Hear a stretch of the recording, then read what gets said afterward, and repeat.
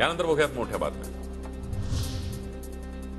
मुख्यमंत्री शिंदेंकडून आदित्य ठाकरेंच्या वरळी मतदारसंघामध्ये स्वच्छता मोहीम। मुंबईमध्ये 2.5 वर्ष झालेली घाण आम्ही साफ करत आहोत। मुख्यमंत्री शिंदेंचे नाव न घेता ठाकरेंवर टीका। पूर्ण मुंबई यामध्ये जी अनेक वर्षाची अस्वच्छता आहे ना, ती साफ करायची आणि ती साफ करायला आम्ही प्राधान्य दिलेलं आहे।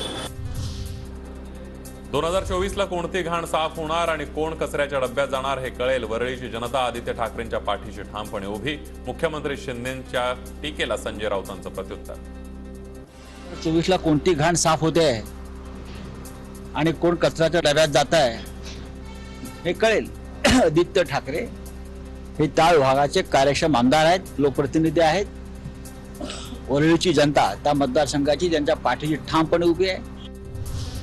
विदर्भात काँग्रेसला मोठा धक्का। जिल्हा बँक घोटाळ्यामध्ये सावनेरचे आमदार सुनील केदारांची आमदारकी रद्द।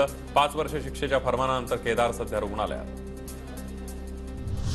भाजपच्या कासडे यांना 3 वर्षांची शिक्षा होऊनही खासदारकी रद्द नाही। आज रविवार असूनही सुनील केदारांची आमदारकी रद्द करण्याची घाई का? नाना पटोलेंचा भाजपला सवाल।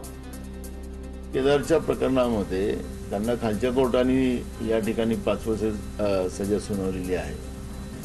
आज रविवार आहे, आज रविवारी एवढी काय घाई झाली होती भाजपला? बावनकुळेंचा मकाऊमधील व्हिडिओ सुधाकर बडगुजर यांनी दिलेला नाही। बाळासाहेबांची शपथ घेऊन सांगतो। बावनकुळेंचा व्हिडिओ नागपुरातूनच आला, संघातील लोकांना माहिती आहे। संजय राऊतांचा बावनकुळे आणि भाजपवर निशाणा। तो व्हिडिओ बडगुजर यांनी यांच्याकडून आलेला नाही। बाळासाहेब ठाकरे यांची मी शपथ घेऊन सांगतो, हा व्हिडिओ आमच्यापर्यंत कसा आलाय भाजप परिवाराला आणि संघ परिवाराला माहिती आहे। विशेषतः नागपूरच्या लोकांना माहिती आहे कोणी दिलाय तो। मराठा समाज कोणाचाही सुपडा साफ करू शकतो। मराठ्यांनी ज्यांना मोठं केलं त्यांनीच समाजाकडे पाठ फिरवली। मनोज जरांगे पाटील यांचा मराठा लोकप्रतिनिधींवर निशाणा। समाजावर इतकं यांना मोठं केलं, आज लोक हे आपल्याला येड्यात काढायला लागले। मोठे केलेले राजकीय नेते।